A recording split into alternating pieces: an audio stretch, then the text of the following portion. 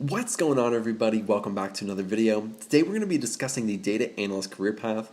More specifically, we're going to be talking about how to get the job, so how to become a data analyst, and then where do you go after that? What are the steps that you should be taking after you are a data analyst to advance your career even further? Now, especially with number one of how to get a job, I have already done a ton of videos on these subjects. If I've done a video on that already, I'll put a link right above my head so you can click on it. That will go a lot more in depth into the subjects that we're going to be talking about. But let's begin with number one of how to become a data analyst. Before anybody can become a data analyst, the first thing that they have to do on that career path is actually learn the skills. And so the first thing that I want to talk about is the skills that you need in order to become a data analyst. I think the three biggest skills that are must-haves are SQL, Excel, and then Tableau or Power BI or a data visualization tool. Some things that would really help but may be a little bit more challenging at first are things like Python or a cloud platform like AWS or Azure. But those things typically come with time and experience, and so as you get further along in your career, you typically do pick those things up as you go. Learning these skills are typically the very first thing that you have to do in order to become a data analyst, and the very next thing that you have to do is actually create a resume. Your resume is basically a snapshot of who you are to an employer or to somebody who might hire you, and so it is super important that you get it right.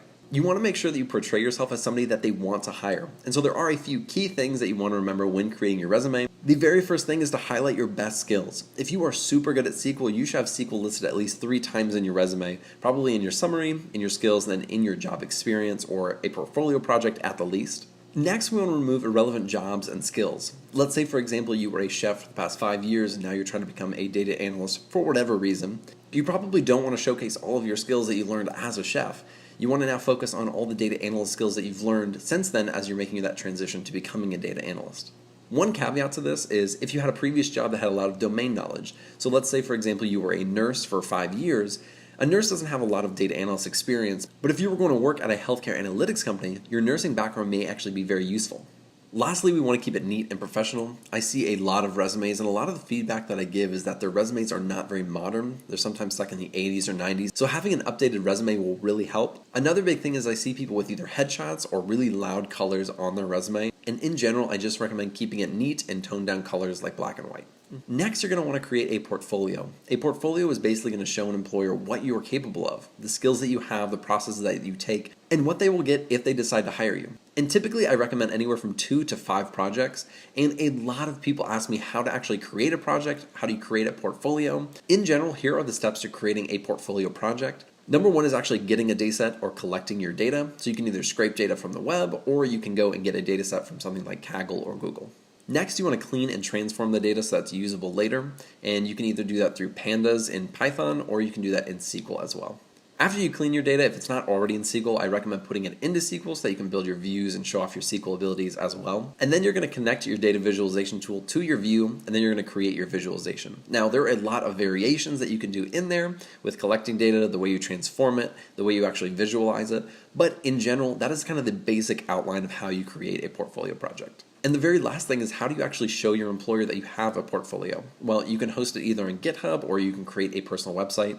And then I recommend just putting the link in your resume. Now, the next thing that I personally recommend is working with recruiters. I've worked with a lot of recruiters to actually get jobs, and now I'm actually working with recruiters in order to hire people. And so I see how valuable recruiters actually are in the hiring process. And so I think that if you haven't already, you should really think about working with a recruiter. And there are really easy ways to do this. The first thing that you can do is actually just set up a LinkedIn. And LinkedIn is really good because a lot of recruiters look on there to hire people and to get people in for interviews. And so what you can do on your LinkedIn profile is just say that you are looking for jobs as a data analyst or entry-level data analyst, and have them reach out to you with opportunities. Now, if you don't feel like waiting, you can always call and email recruiters. I really recommend calling first and actually talking to the recruiter to let them know where you're at and what you're looking for. And so when you send them your resume, they can at least associate you with that resume and maybe help you find a job a little bit faster.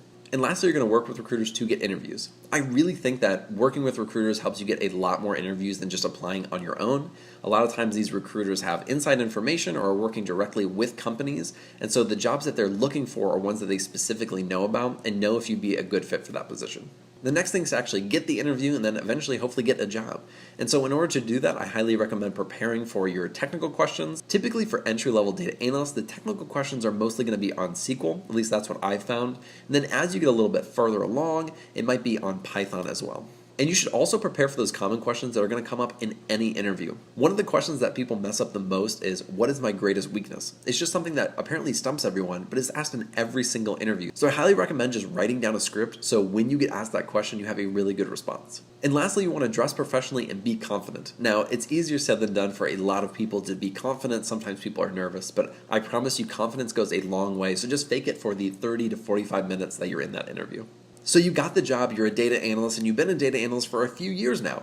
Now, what's next? What are the things that you should be doing to advance your career after that? There are a few different paths, and we'll talk about each one after this, but something that every single person should be doing is actually advancing their skills. And some of the things that I highly recommend learning are things like Python or R, or you could learn ETL, which is extract, transform, and load, and that's how you actually get the data from the source into your warehouses or into your databases. And I've listed some options like SSIS, Azure Data Factory, and AWS Glue, which are some popular ETL tools.